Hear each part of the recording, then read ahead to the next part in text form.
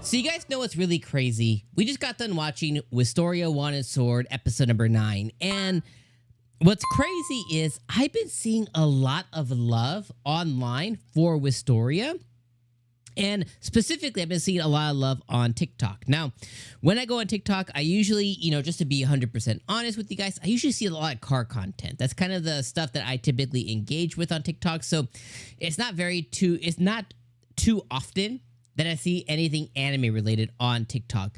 I also don't, I don't have the time, so I barely have time to create any YouTube shorts. That means that those shorts would go on to TikTok, and I just simply don't have the time to sit down and do anything but maybe take clips from these types of reviews and post them on TikTok, which I don't think would do very well. I would want to actually take the time and make something that is curated to the 60 to 90 second viewer, right?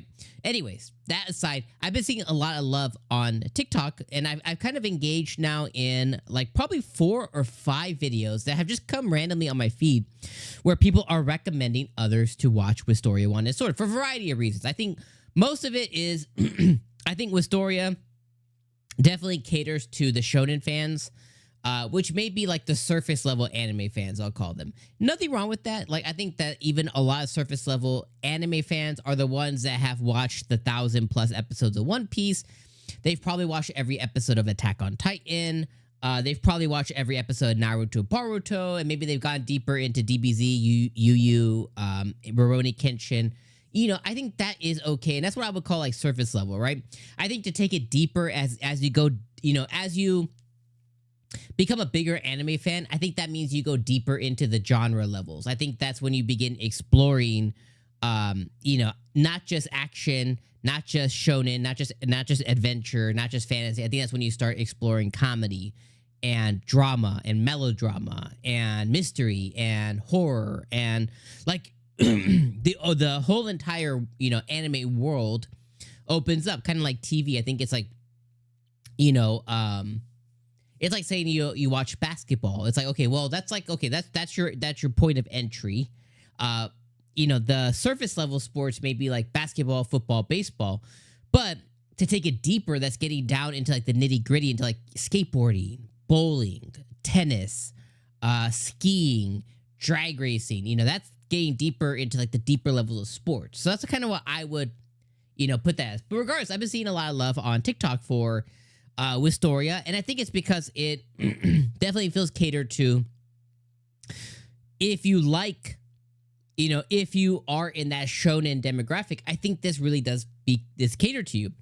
Now, with that being said, I watched episode number 9, and like always, I think that they hit the animation ball out of the park. I think that the drama that they had here between Will and between whatever the elf dude's name is. Man, I should have wrote it down. The elf guy, his name is Wignall.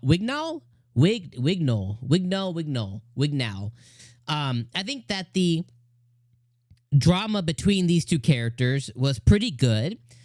What I don't like in anime in general, so it's not just Wistoria, is I don't like the boo-hooey characters. I don't like the characters who are always self-loathing. That's the word. I do not like self-loathing characters I'm the worst, I'm trash, I'm this and that. And that even extends to the characters who have been told by others that they are X, Y, and Z, but they begin believing it, and that basically turns into their whole personality. That's what's happened with this Wignall character, right? At one point, the queen, the elf queen, the one who leads the faction in the upper whatever, basically told him hey, you're trash, bro. You're trash. And he believes he's trash.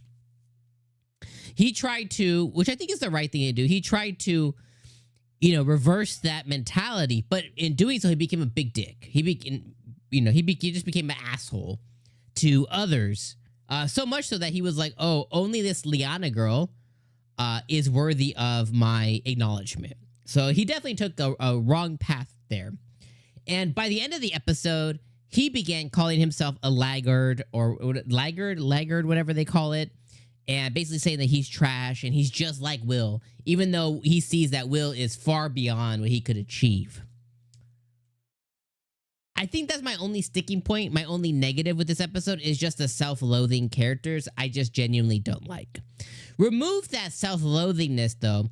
I think this was really cool for Will. I think it's a learning experience for Will. I think Will went in with a mentality of, I know my value is limited to what I can provide here.